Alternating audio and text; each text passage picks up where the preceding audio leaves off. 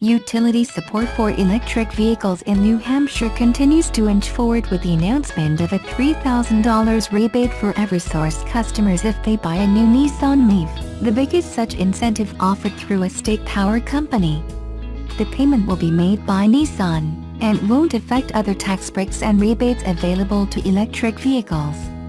Martin Murray, spokesman for Eversource NH said, "It's all Nissan dollars.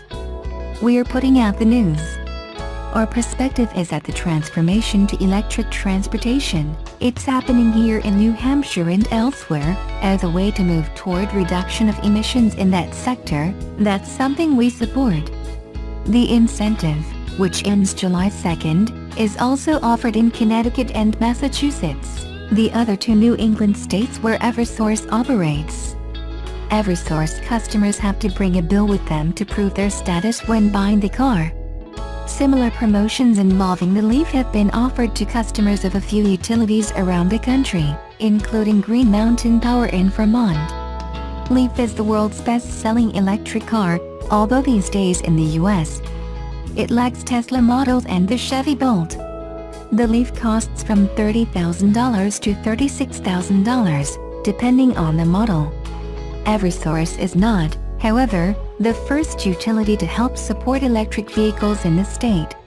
New Hampshire Electric Cooperative, which is unregulated and thus more flexible than the state's larger electric utilities, offers rebates of up to $1,000 for buying or leasing an electric vehicle, and $600 for a plug-in hybrid. NH Electric Cooperative also offers a $300 rebate for customers who buy and install a Level 2 charger, which refuels electric vehicles more quickly using a home's 220-volt circuit. More unusually, NHEC recently began offering lower electric rates for customers charging their cars at off-peak times, an incentive to prevent car charging from adding to the load when the grid is stressed during times of high usage, such as in the middle of a hot summer day. NHEC is the state's smallest utility, with 84,000 customers, and the number of customers who have taken advantage of the various electric car rebates is probably fewer than 100 at this point. This new boost, even if indirect, by the state's largest utility can help but raise the profile of electric vehicles. Power companies have an obvious reason to help sales of electric vehicles, particularly when overall electric usage in New Hampshire and much of the country is stagnant or declining slightly. But there are complications, both regulatory and technical. For the first half of the 20th century, it was common for utilities to sell electric appliances as a way to boost usage of electricity. For example, the city history Concurrence of Change says that the former Concord Electric had a store on Capitol Street selling everything from electric stoves and clothes dryers to lamps and toasters. This practice was often outlawed by regulators in the 1970s out of concern that ratepayers were covering retail losses, giving utilities an unfair advantage against other stores. This forced separation had made it difficult for utilities to directly subsidize electric vehicles, which partly explains the shortage of utilities partnering with car makers. The other problem is concern about the effect of electric vehicles on the power grid. If a neighborhood happened to have several electric cars that were all plugged in at roughly the same time, when their owners got home from work, it could overwhelm the local system, harming transformers or even substations. Avoiding that situation is the main reason NH Electric Cooperative is offering cheaper rates for off-peak charging. Murray said that adjusting the grid to deal with changing tastes in vehicles is not entirely different from what utilities have long had to do. He said, from time to time, a neighborhood or cluster changes demographically, to suddenly have 3 TVs instead of 1, 4 air conditioners instead of 2. Then we find it's necessary to replace the existing transformer with larger ones. We'll continue having to adapt as our customers adapt. As we see the electric vehicle, EV, usage increasing here and elsewhere, we can adapt and stay ahead so it doesn't affect customers. Massachusetts has been much more aggressive than New Hampshire in promoting electric vehicles as part of attempts to decarbonize the economy, that is, shift fuel-burning vehicles to those that use electricity, which can be made without releasing carbon into the atmosphere. As part of that, it is supporting the development of a number of public charging stations, which can add stress to the electric grid.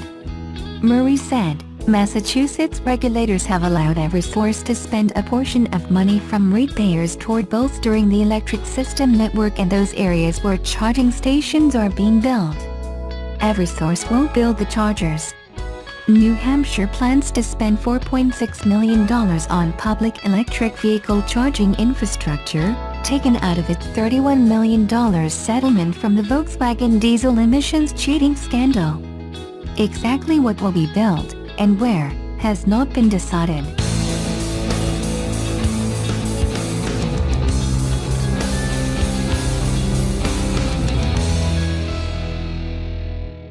Production of the 2019 Subaru Ascent, Subaru of America's long-awaited three-row crossover, commenced Monday at the automaker's plant in Lafayette, Indiana. The Ascent is the latest model to join the production lineup at the automaker's U.S. plant since Impreza sedan and hatchback output was shifted there from Japan in late 2016. The Legacy and Outback are also built at the Indiana plant, the automaker's only vehicle manufacturing site outside of Japan. The Subaru Ascent, which starts at $32,970 including shipping, is set to arrive at Subaru retailers starting in late June. The crossover, available in a 7- or 8-seat layout, is the largest model ever designed and engineered in the automaker's history. Subaru built around 364,000 vehicles at the Indiana plant last year.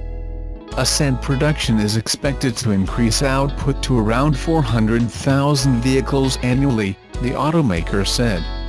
The automaker has been without a three-row crossover, a key segment in the U.S. market, since production of the low-volume Tribeca, also built in Indiana, ended in early 2014.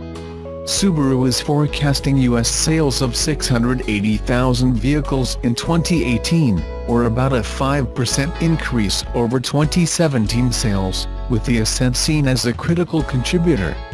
Subaru's U.S. deliveries have advanced 3.2% this year through April, and the brand remains on pace to post 10 consecutive years of record U.S. sales.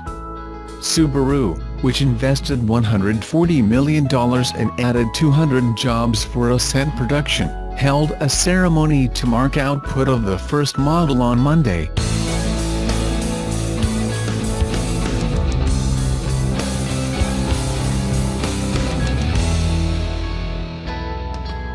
For select market regions, Northwest, West, Mid-Atlantic, and Mountain are now stocked with 2018 Nissan Rogue hybrid models, according to Nissan, which just announced pricing for the eco-friendly crossover.